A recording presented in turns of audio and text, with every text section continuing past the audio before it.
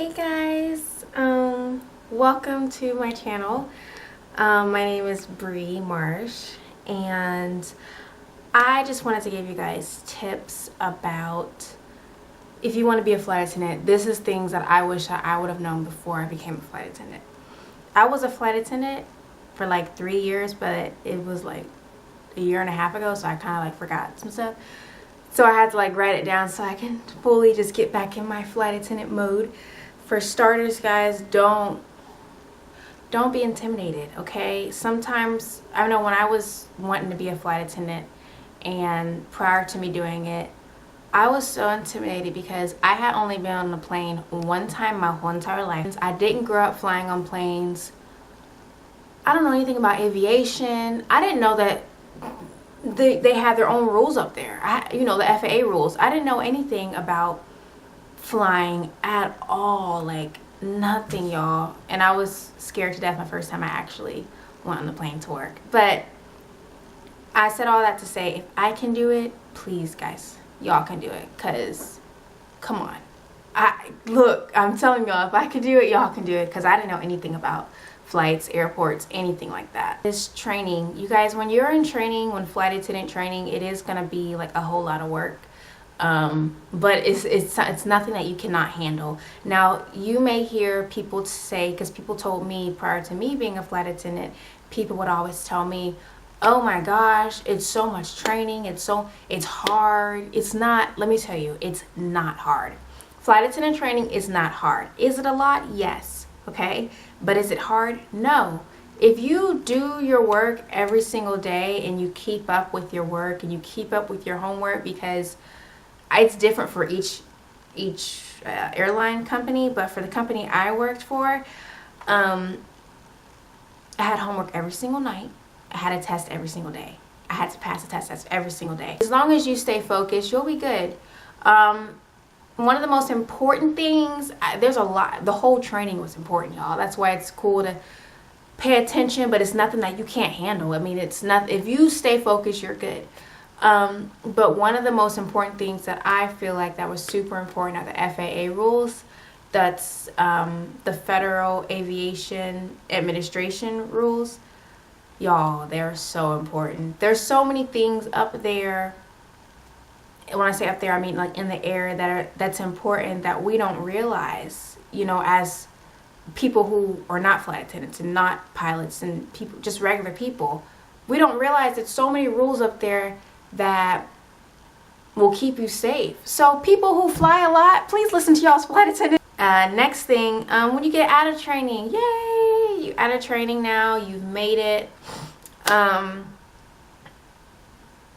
Like I said, this is not for, well, I didn't say this earlier, but this is not for everybody. This is not for every flight attendant. Did not go through what I'm about to say now. This is just what I experienced when I was a flight attendant. I wish that I had someone to support me financially. I did. You'll need somebody to support you financially. Let me rephrase that. I needed somebody to support me financially. When you first start off as a flight attendant, yes, obviously you're getting paid because you're working, but you get paid flight hours. So what I mean is, if you are working, if you're clocked in and you're working 6 hours that day, but you're only in the air 3 hours of that day, you're only getting paid for 3 hours. The rest is per diem, okay? I don't say that to scare anybody. I'm just being real with you. That's something I didn't know, and I wish somebody freaking would have told me that. Well, then again, I'm happy that no one told me that, because I probably would have reconsidered, and I'm happy I didn't reconsider, because that was a really great career that I had. But yeah, y'all, so I say all that to say, if you work like a whole lot of hours, I mean, like if you're in the air a whole lot of hours, that's how you get paid. Everything else is per diem, okay? So if you are gone, if you have like a 4-day trip, we call them 4-day trips, but you're out of those 4 days, okay, you're in the air 5 hours, you get paid hourly for that rate that you get paid. You get paid that for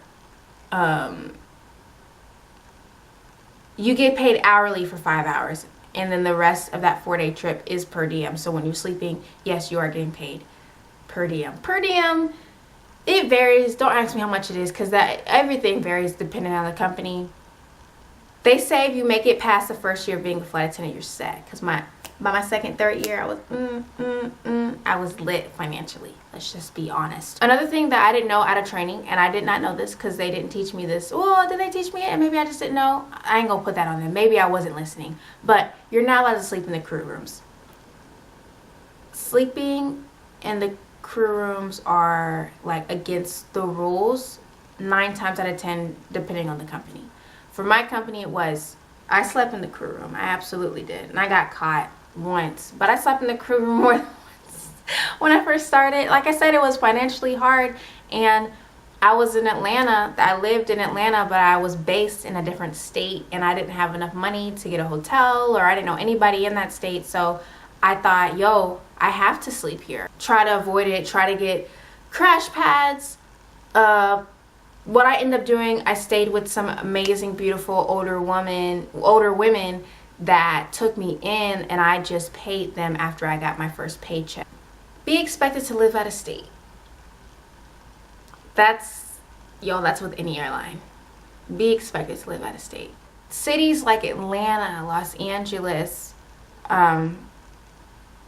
Houston, Dallas, Newark, New York, in the United States, cities like that, Orlando, Fort Lauderdale, cities like that are major hubs are sometimes hard to get into, so you may have to be based somewhere else until your seniority goes up, so you can be based where you want to. They have like a bidding system. And when I say when you're based somewhere, y'all, let me break it down. Being based somewhere means that's where you clock in at. So I live in Atlanta, but I gotta clock in Texas. So looks like I gotta live in Texas for a second, or have a crash pad in Texas. When you're actually working, y'all, here's a tip. This is like probably the biggest tip I can give somebody, okay? It can be really easy to spend your whole check while you're working. When I say that, meaning when you're like, say if I'm flying from Atlanta to Detroit to Montreal, back to Detroit, back to Atlanta, every time I land that plane, I'm getting something to eat. No, bro, don't do that. Okay, I'm so sorry. And I'm about to step on some people's toes who are already in aviation business and they do that. You lose so much money doing that. You guys, pack a lunch, okay? Pack a lunch. If you want to eat out every now and then, cool. This is just advice. This, because I saw captains just eat out every single time we landed, bro. Like, you're hungry again. Pack a lunch or set a budget for the month of how much you're going to spend while you're flying. Because it's really easy to spend all your money just from flying. It really is, because you stop in different cities and you want to experience different foods in different cities. You know what I'm saying? I had breakfast in Montreal and lunch in Texas. Like, you want to experience that. So set a budget. You know what I'm saying? Another thing, keep yourself hydrated. You being in the air like that, you being in the air period, like for long periods of time, you have to stay hydrated because you will pass out. I almost did, like 2 times. I'm like, dang, well, I'm almost passing out. And then one time, my first officer was just like, oh, you ain't drink no water? I was like, oh, snap, I forgot about that. So make sure you drink water. Drink water. Flight attendants, pilots, captains, they got water for you in the plane. Please drink it, drink it, drink it. They have it for you. Stay hydrated. And people can say that in regular life, but it's super important when you're in the air because you will pass out. Y'all will be flying standby when you fly for free. Yes, you do get flight benefits. You do. But you fly for free. You have to fly standby. This is something I wish somebody would have told me. So bad, I wish somebody would have told me this. Overall, y'all, I enjoyed being a flight attendant. I really, really, really did. I really enjoyed it. It was very rewarding. It was very fun. I met a lot of friends. I met a lot of captains that are now my friends. And it's like, you guys become a family. And you understand that you're a part of a world that people don't experience, and you're a part of a lifestyle that people would die to have. You know what I'm saying? So especially on the outside looking in, that lifestyle looks amazing, but The only reason why I'm not a flight attendant anymore is because I would have definitely continued, but I knew that I want to be a wife one day, I want to be a mother one day, and that's just something I couldn't imagine. I couldn't imagine having that lifestyle as a flight attendant. I couldn't imagine having that lifestyle being a wife and being a mother. Anyone who is thinking about being a flight attendant, I think you should definitely do it. It's a lot of fun. But anyway, y'all, that's my story. I hope this helped you. I'm gonna be cliche and say, if you guys want more videos like this, just comment down below and let me know. And I really hope that this helped you. This is things that I really honestly wish that people would have told me before I got into that career. But I'm very happy I did, but I just still wish people would have told me. Oh, another thing. Before I leave, this is a bonus. Ladies, you know how being a flight attendant, they want you to look your best at all times. They want your hair to be nice.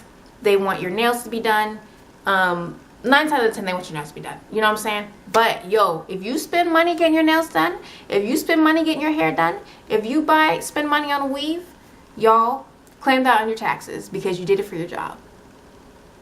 Alright, so I hope that all helped y'all. I hope you guys have a blessed day. Thank you so much for listening to my story, and I will see you next week.